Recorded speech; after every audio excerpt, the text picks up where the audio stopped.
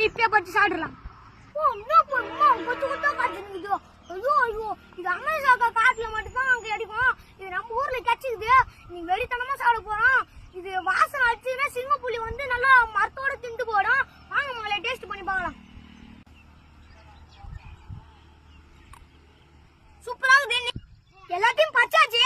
பசங்க வராங்க, அவங்க மட்டும் குத்து பார்க்கணும். நல்லா இருக்குதானே?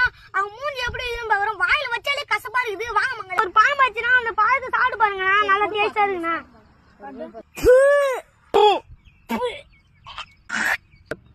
அதான் மூஞ்சில தூக்கிட்டா. மூஞ்சில